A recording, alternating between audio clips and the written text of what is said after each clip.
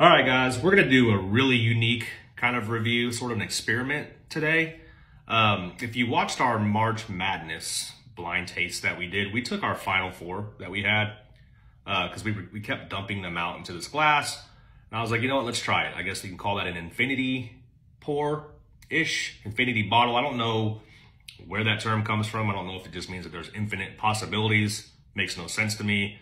But anyway, we all drank that. I thought it was gonna be kind of gross, and it turned out to be some of the best sips of whiskey I've ever had. And it was funny, we all kept walking back into the room and we were just blown away by it. So I'm gonna try something different today and do a quick little infinity pour. Now I know a lot of people will put some of their favorite bottles or sips of bottles into like a barrel or something, let it age. I don't know, I think you can do this right away. These bottles have been aging long enough, or the bourbon in these bottles has been, so let's just do a quick little thing. I got this glass, by the way. It's got a little nipple in it, which is kind of cool, but it's really good for when you swish it around, really opening up those flavors. So what I'm gonna do is I picked out some bottles here that I think would just go well together, and really what it is each one of these brings a little bit of a different note that I really like. Let's mix them all together. Let's see what happens. I'll kind of go through each one of these. This may bite me in the foot, I don't know, but let's try it out. So for a base, I'm just gonna go with some Knob Creek 9, your very classic bourbon flavors with your Holy Trinity in there, oak, vanilla, caramel, that kind of a thing. And it's 100 proof, so I think this makes a good base to start with.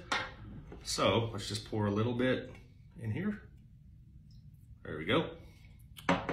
Number 2, I pulled out Woodford Double Oaked. This has all the really sweet, syrupy, marshmallowy type dessert qualities that I love.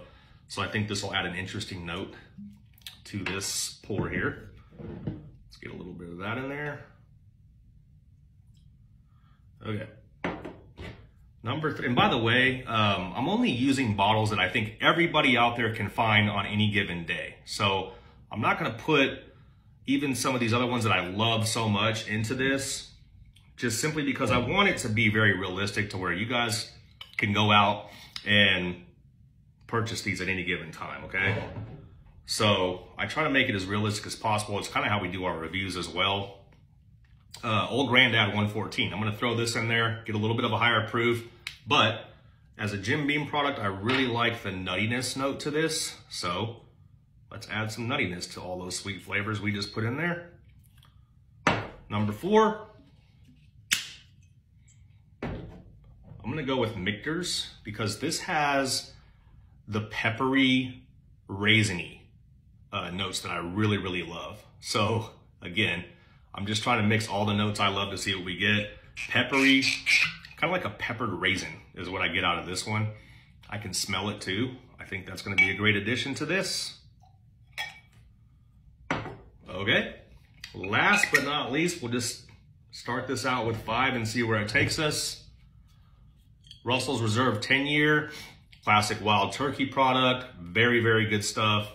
And this has kind of that tobacco, leathery, chewy type notes that I really like.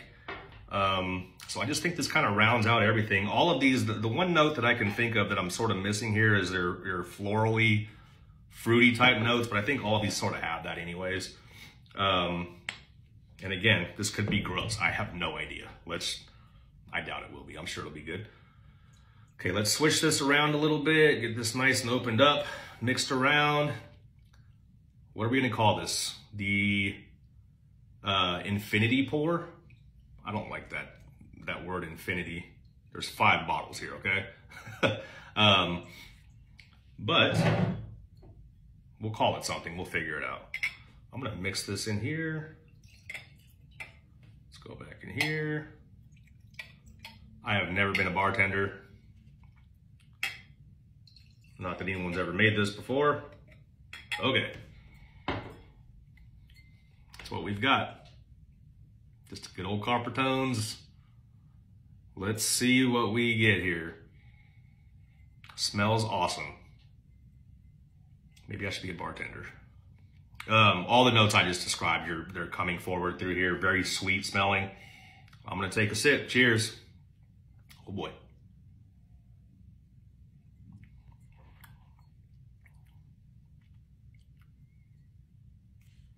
It's so good, guys. Like it's insane how different this is than anything you've ever tasted. And again, you get it right away. You don't need to sit there and let this age. I'm sure that does something to it that makes it maybe a little bit better. I don't know. Just these are all good as they are. Mix them together. This is, hang on.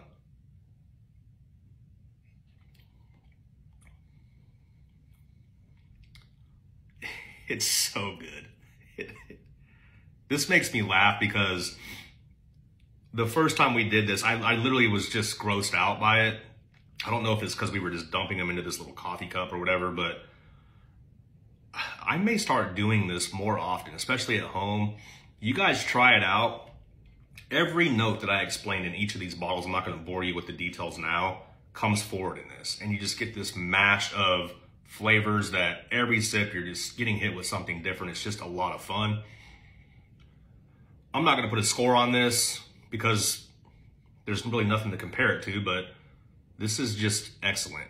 So instead of a score, how about you guys experiment a little bit? Let us know what you do, how it tastes. I'm hooked on this. I'm going to start mixing stuff at home all the time. It's just a very interesting way to do it, mixing and matching different flavor notes. Ooh, this is good. That gets a big yep. All right, let us know if you try this out. So good.